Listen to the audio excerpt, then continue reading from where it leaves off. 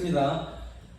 하나님이 세상을 이처럼 사랑하사 독생자를 주셨으니 이는 그를 믿는 자마다 멸망하지 않고 영생을 얻게 하려 하심이라. 하나님이 그 아들을 세상에 보내신 것은 세상을 심판하려 하심이 아니요 그로 말미암아 세상이 구원을 받게 하려 하심이라.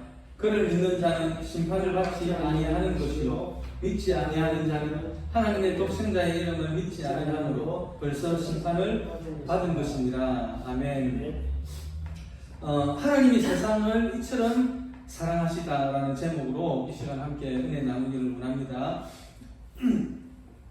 지난주에 그 대강절에 대해서 말씀을 드리면서, 대강절은 성탄절 전에 4주간의 기간을 말하는 것인데, 주님의 탄생을 고대하면서 회개하고 기다리는 시간을 의미하는 것이다라고 말씀을 드렸습니다.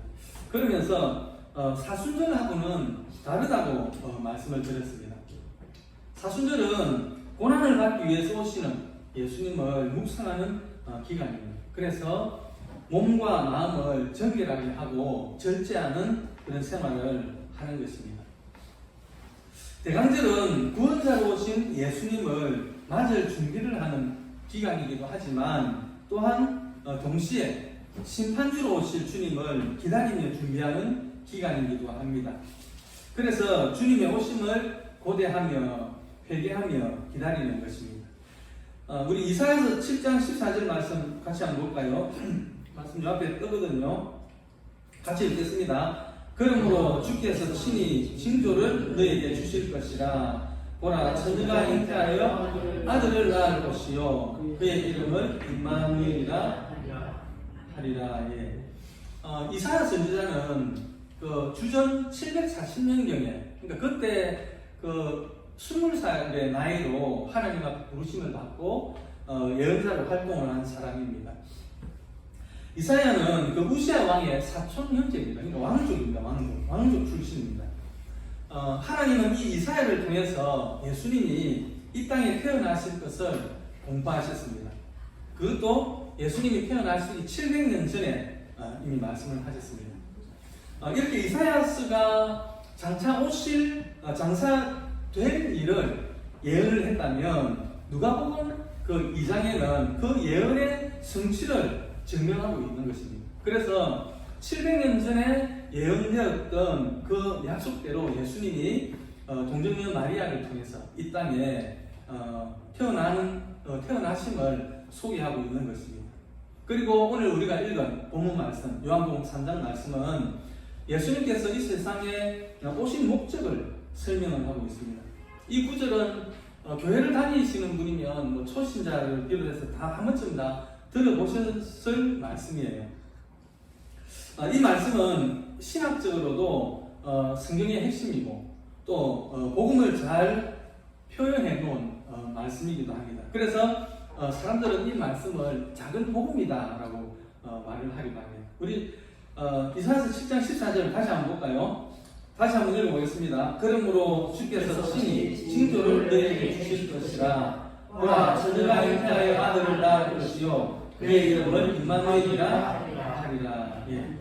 조금 전에도 말씀을 드렸지만, 이 예언은 예수님이 태어나시기 700년 전에 이미 선포된 말씀입니다. 그러니까 700년 전에 하나님께서 이 세상을 구원하시기 위해서 구원자로 예수님을 보내주실 것을 계획을 이미 세워 놓으신 것이죠. 그렇게 해서 예수님이 이 세상에 하나님 나라의 대사로 이 땅에 오시게 된 것입니다. 그런데 이 세상은 너무나 많이 타락했습니다. 그렇다면, 이 세상에 그렇게 많이 타락을 했다면, 노아의 때처럼 하나님이 그냥 다시 한번 이 세상을 싹 쓸어버리고, 물 심판이 있었죠, 노아 때에. 싹 쓸어버리고 새롭게 시작하면 될 텐데, 그것이 가장 쉬운 방법이라고 생각을 하는데, 하나님 그렇게 안 하세요. 모세가 이스라엘 민족이 출애굽을 하고 이스라엘 민족이 광야에서 범죄했을 때 하나님이 뭐라고 합니까? 싹 쓸어버리고 다른 민족을 모세 너에게 줄 테니까 이 다른 민족을 데리고 가나안에 들어가라, 그렇게 말씀을 하잖아요. 그렇죠? 그리고 세례 요한도 그런 말을 하죠. 너희가 아브라함의 자손인 것을 자부하지 마라. 하나님은 이 돌들로도, 물론 아브라함의 자손이 되니까 굉장한 축복이죠. 굉장한 축복인데 하나님은 이 돌들로도 아브라함의 자손을 만들 수 있다, 그렇게 말씀하십니다. 그래서 어떻게 보면 가장 쉬운 것이, 하나님 입장에서 보면 그냥 깨끗하게 싹 밀어버리고 새로 이렇게 시작하면 될 것 같은데, 하나님은 그렇게 하지 않으시고 오히려 이 세상을 구원하시려고 애착을 보이셨습니다. 그 애착이 오늘 본문을 통해서 하나님의 열심으로, 하나님의 열정으로 나타나고 있습니다. 또한 그런 애착 속에서 성경은 장차 예수를 보내겠다고 약속하셨고, 그렇게 해서 예수님은 이 세상에 오신 것입니다. 요한복음 3장 16절 우리 한번 읽어보겠습니다. 요한복음 3장 16절입니다. 하나님이 세상을 이처럼 사랑하사 독생자를 주셨으니 이는 그를 믿는 자마다 멸망하지 않고 영생을 얻게 하려 하십니다. 예. 들어도 감격이 되는 그런 말씀입니다. 얼마나 큰 사랑입니까, 그죠? 그래서 그렇게 하나님이 독생자를 주실 만큼 그렇게 사랑한다, 그렇게 했는데, 그러면은 인간들도, 사람들도 하나님을 경외하였더라 그러면 얼마나 좋겠습니까? 그런데 그렇지가 않습니다. 디모데후서 우리 3장 24절 볼까요? 디모데후서 3장 24절 같이 한번 읽어보겠습니다. 사람들이 자기를 사랑하며 돈을 사랑하며 자랑하며 교만하며 비방하며 부모를 거역하며 감사하지 아니하며 거룩지 아니하며 무증하며 원통함을 끊지 아니하며 무함하며 절제하지 못하며 사나우며 선한 것을 좋아하지 아니하며 배신하며 조급하며 자만하며 쾌락을 사랑하기를 하나님 사랑하는 것보다 더하며. 예. 마지막 절에 보니까요, 끝부분에 보니까 쾌락을 사랑하기를 하나님 사랑하는 것보다 더하며 라고 했습니다. 이것이 소돔 고모라의 모습이죠. 예. 근데 그 소돔 고모라가 창세기 때만 있었을까요? 제가 볼 때는 구약에도 있었습니다. 그리고 신약에도 있었습니다. 성령 시대에도 지금도 우리 내면에, 또 우리가 살고 있는 이 사회 속에, 사회 곳곳에 소돔과 고모라 성은 아직도 존재를 하고 있습니다. 인간은 하나님 편에 섰던 것보다 하나님 반대편에 섰던 때가 더 많았습니다. 그래서 심판을 받을 수밖에 없는 세상인 것입니다. 오늘의 세상도 두말하면 입이 아플 정도로 타락을 했습니다. 오죽했으면 택시기사가 말세다 이런 말을 하더라고요. 네. 그런데도 하나님은 이 세상을 버리지 않습니다. 오히려 이 세상을 구원하실 계획을 세우셨습니다. 성경을 보면 그런 하나님의 마음을 여러 곳에서 발견할 수가 있는데요. 먼저 잃어버린 드라크마 이유가 그것입니다. 유대 사회는 결혼을 하기 전에 남편 될 사람이 그 아내 될 사람에게 드라크마를 10개를 줍니다. 그러면 그 아내는 그 드라크마를 잘 간수하고 있어야 되는 거예요. 하나라도 잃어버리면 안 되는 것입니다. 정표기 때문에 그렇습니다. 그런데 여인이 그 하나를 잃어버렸습니다. 그러면 얼마나 간절하게 그 잃어버린 드라크마를 찾겠습니까? 누가복음 15장에서 그렇게 여인이 드라크마 하나를 잃어버리고 밤새도록 드라크마를 찾습니다. 그러다가 드라크마를 찾았습니다. 그러니까 얼마나 기쁜지 동네 사람들을 불러다가 잔치를 합니다. 또 잃어버린 양의 비유도 마찬가지입니다. 양을 100마리 기르는 목자가 그 중에 한 마리를 잃어버렸습니다. 그러니까 양 한 마리가 길을 잃은 것입니다. 그래서 목자는 그 양을 찾아가지고 하루 종일 댕깁니다. 포기하지는 않습니다. 그러다가 끝내 양을 찾게 되니까 잔치를 벌입니다. 잔치를. 잔치를 벌였다라고 성경은 기록하고 있습니다. 이것이 하나님의 마음입니다. 탕자의 비유에서는 하염없이 문을 열어놓고 오늘 밤에도 오지 않을 그 아들을 기다리는 아버지의 심정이 하나님의 마음으로 표현이 되어져 있습니다.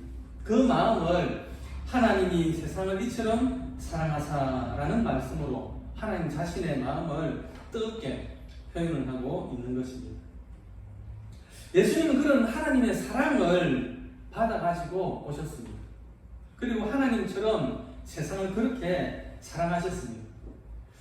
하나님께서 도저히 사랑할 수 없는 이 세상을 사랑했듯이 우리 예수님도 도저히 사랑할 수 없는 그 사람들을 사랑하셨습니다. 요한복음 13장에 나오죠. 마지막 만찬. 예수님께서 잡히시기 전날 밤에 그 사랑의 진가를 보여주시죠. 우리 13장, 요한복음 13장 1절 같이 한번 읽어보겠습니다.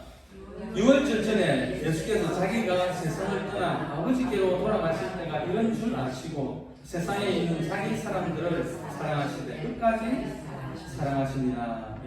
세상에 있는 자기 사람들, 그러니까 제자들을 사랑하시되 끝까지 사랑하십니다. 이렇게 해석을 해도 될 것 같습니다. 예수님은 대야에 물을 이렇게 떠놓고 제자들의 발을 씻기셨습니다. 그 밤은 비통한 밤이었고 비장한 밤이었습니다. 예수님은 이제 다음날 아침이 되면 십자가를 져야 합니다. 그래서 그 밤은 떨리는 밤이고 그리고 애간장이 녹는 밤이었고 슬픈 밤이었습니다. 더구나 그곳에는 누가 있습니까? 가룟 유다도 있죠. 가룟 유다는 두 얼굴을 가진 사람입니다. 예수님이 그의 발을 씻기실 때 그 가룟 유다는 아무 일도 없는 듯이 가만히 자기 발을 내밀고 있었습니다. 이미 속으로는 배반할 계획을 다 가지고 있었죠. 그런데 예수님은 다 알고 있잖아요. 그 가룟 유다의 내면을 다 알고 있는데 그때 예수님의 마음이 참 어땠을까? 말이 참 말로 어떻게 형용이 안 되겠죠.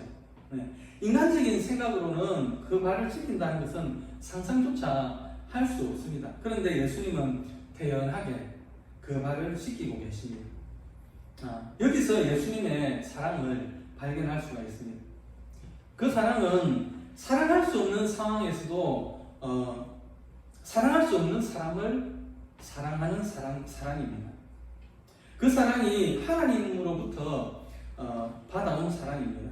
그래서 하나님이 세상을 사랑하시되 이처럼 사랑하셨다는 그 사랑을 보여주신 것입니다. 하나님이 이 세상에 예수님을 보내신 이유는 이 세상을 심판하기 위함도 아니고 이 세상을 멸망하기 위함이 아닙니다. 구원하기 위함이었습니다. 요한복음 3장 17절 볼까요? 요한복음 3장 17절에 같이 읽겠습니다. 하나님이 그 아들을 세상에 보내신 것은 세상을 심판하려 하심이 아니요 그로 말미암아 세상이 구원을 받게 하려 하십니다. 하나님의 관심은 온통 이 세상 구원에 초점이 맞춰져 있습니다. 그래서 예수님을 보내신 이유는 세상을 심판하려고 하는 것이 아니고 멸망시키려고 하는 것이 아니고 세상을 살리고 회복시키기 위함이었습니다. 하나님은 살리는 영이고 그리고 회복시키는 영이시기 때문에 그렇습니다. 또한 하나님의 뜻은 인간이 세상에서 승리하면서 복을 받고 살아가기를 원하십니다. 어쩌다가 인간이 죄를 짓고 타락을 했지만 그래도 하나님은 인간을 심판하시기보다는 구원하시기를 원하십니다. 그래서 예수님을 보내주신 것입니다. 이것이 하나님이 세상을 향하신 마음이고 사랑입니다. 그런데 오늘날은 이 세상이 너무나 타락하고 또 사람이 너무나 많이 식어버렸습니다. 오늘날은 부모가 자식을 대적하고 해치고 또는 자식이 부모를 대적하고 해치는 그런 시대가 되었습니다. 지난주로 기억을 하는데 광주에서 어느 부부가 부부싸움을 하다가 화가 난다고 그 6개월 된 아이를 17층 아파트에서 창문을 열어가지고 창문 밖으로 아이를 던져가지고 그 아이가 사망하는 사건이 있었습니다. 절대로 있을 수도 없고 있어서도 안 되는 일입니다. 부모가 어찌 자식을 버릴 수 있습니까? 그런데요, 요즘에는 뉴스에서 부모가 자식을 버리는 그런 기사를 심심치 않게 볼 수 있습니다. 어찌 이런 일이 있을 수 있겠습니까? 세상은 그만큼 타락을 했죠. 오래전의 일이긴 한데 1993년도에 그 지존파 사건이 있었어요. 지존파 사건. 그들은 사형 언도를 받았고 그리고 사형이 집행이 됐습니다. 그들이 죽기 전에 회개를 하고 예수님을 믿었다고 합니다. 가족들도 세상도 모두가 그들을 다 버렸지만 그런데 하나님은 그 차디찬 감옥까지 그들을 찾아가셨습니다. 그리고 그들을 용납하시고 구원하셔서 마침내 하나님의 자녀들로 다 삼으셨습니다. 그들이 감옥에서 하나님을 만난 후에 이런 말을 했다고 합니다. 나는 세상에 있을 때에 성경책이 있는 줄도 몰랐다. 감옥에 들어와서 사형언도를 받고 죽음을 앞에 둔 시점에서 이 기적 같은 책을 알게 되었다라고 고백을 했다고 합니다. 이것이 하나님의 열심과 열정입니다.